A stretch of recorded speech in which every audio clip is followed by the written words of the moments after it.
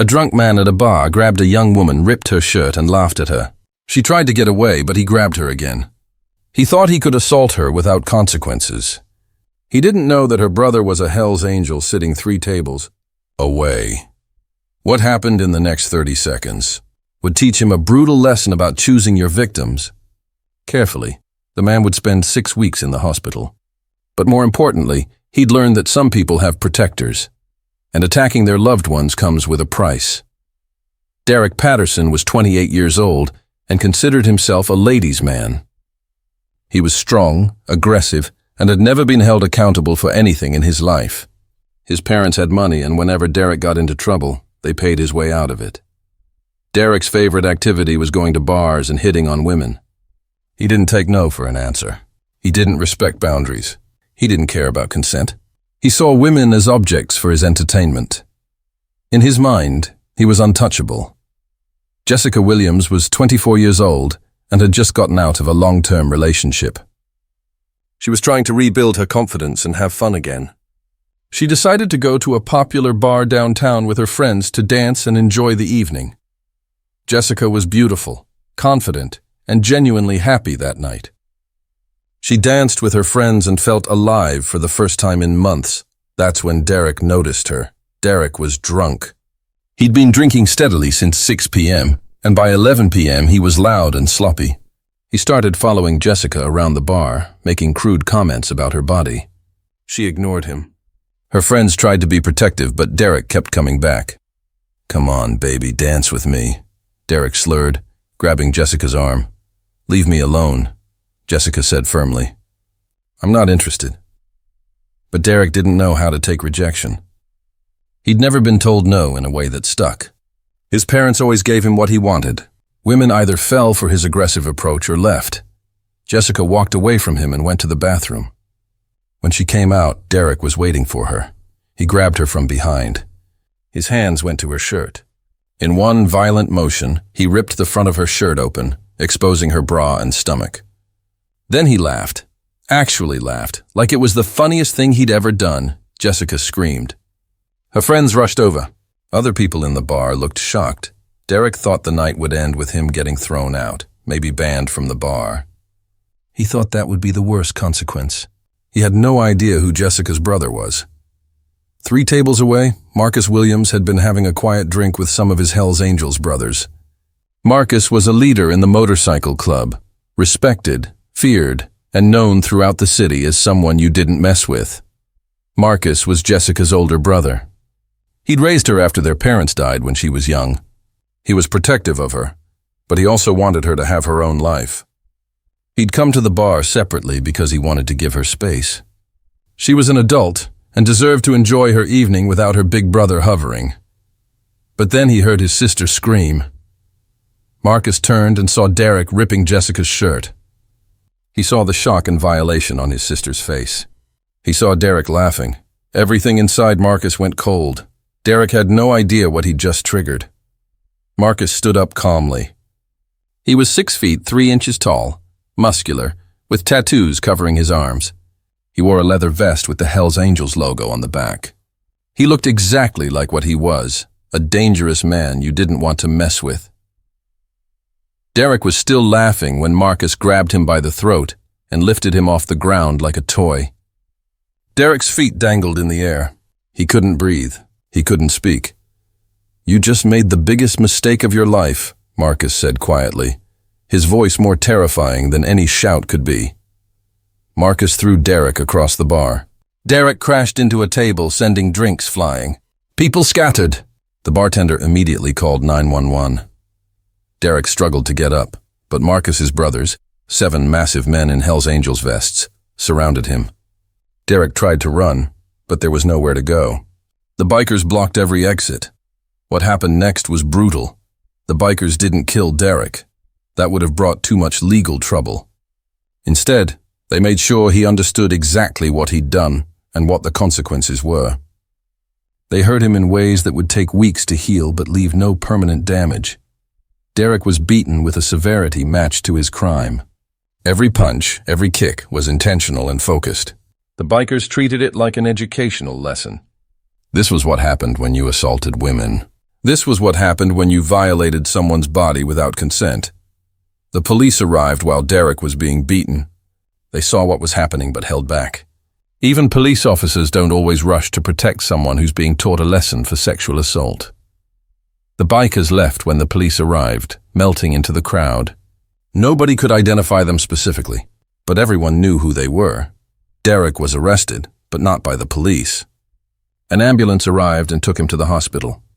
He had broken ribs, a broken arm, a broken nose, and injuries across his entire body. Derek was hospitalized for 6 weeks. He received calls from his parents' lawyer saying they wouldn't pay for his legal defense this time. His parents were ashamed. Even they had limits to what they'd cover. The police investigated the assault in the bar. Multiple witnesses saw Derek rip Jessica's shirt. Dozens of witnesses saw Derek being beaten by the Hells Angels. But when police asked who did the beating, nobody could identify anyone specifically. Nobody saw faces. Nobody could describe individuals. Derek wanted to press charges against the bikers. His lawyer told him it was a terrible idea. You sexually assaulted a woman in public. You were caught on multiple cell phone cameras ripping her shirt off. The man who beat you is her brother. If you press charges, your assault on her becomes part of the public record. The prosecutor will mention it. Judges and juries don't look kindly on sexual assault. Derek faced a choice: let the beating be his private lesson, or press charges and face legal consequences for his assault on Jessica. He let it go. Jessica was traumatized by what happened, but she was also relieved. She'd been assaulted before in her life and had never seen justice. Men who hurt her had never faced consequences. But Derek did.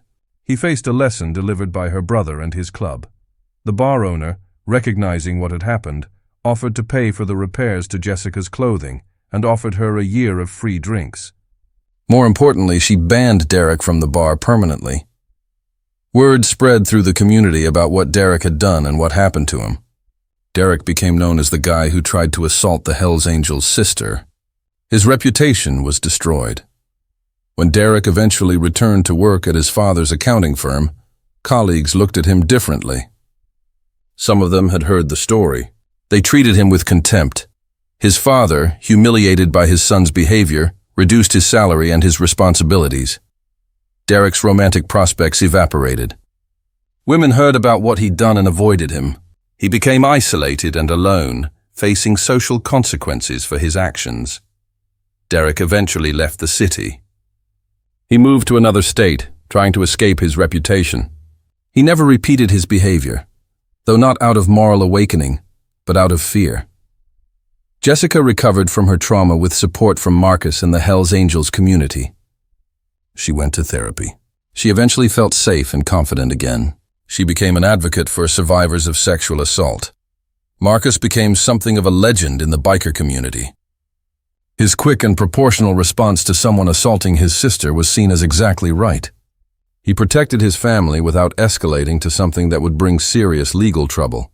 But more importantly, the incident sent a message throughout the city. The Hells Angels didn't tolerate sexual assault or violence against women. Their protection extended to their families. If you hurt someone they cared about, you would face consequences. Sexual assault in that particular neighborhood declined. Women felt safer because they knew that if they were assaulted, there was a community of powerful people who had their back. Men learned that attacking women might result in serious harm to themselves. This wasn't justice through the legal system. This was justice through community protection. This was a case where the system failed. Derek's parents' money had protected him before. The legal system would have been slow and complicated, so the community took matters into its own hands. Jessica never fully wanted the beating. She would have preferred Derek faced legal consequences and jail time, but she also recognized that her brother and his community were doing what the system couldn't, protecting vulnerable people from predators. The complicated lesson cuts deep. The legal system sometimes fails victims. When it does, communities create their own justice. Derek sexually assaulted Jessica. He would have faced minimal legal consequences if Jessica hadn't had a powerful brother. The Hells Angels stepped in where the system failed. This isn't endorsement of violence.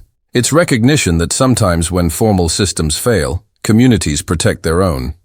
Jessica was violated, but she knew her brother had her back. Derek learned that actions have consequences. and the community learned that sexual assault wouldn't be tolerated. Sometimes justice comes from unexpected sources. This story reveals a truth about human nature and community. When systems fail to protect people, communities create their own protection. Derek thought he was untouchable. He learned otherwise when he attacked someone with powerful protectors. His assault was public and witnessed by dozens of people, yet he would have faced minimal consequences through the legal system. The Hells Angels filled that gap. Have you ever seen someone face immediate consequences for their actions? Have you ever seen a community stand up for someone who was being victimized? Like this video and subscribe to our channel for more shocking stories about justice, karma, and what happens when people assault the wrong person. Hit that notification bell right now so you never miss our latest uploads.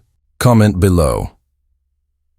Tell us about a time when you witnessed someone face consequences for their actions, or when you saw a community stand up for someone being victimized. Share your story in the comments. Your experience could inspire others to stand up against assault and protect the vulnerable. Thanks for watching. Derek's story reminds us that our actions have consequences and that people have protectors in their lives. Jessica had Marcus. The Hells Angels had her back. If you're being assaulted or abused, reach out to people who care about you. If you know someone being victimized, stand up for them. Sometimes justice doesn't come through courts or lawyers. Sometimes it comes through community protection and the clear message that some lines should never be crossed.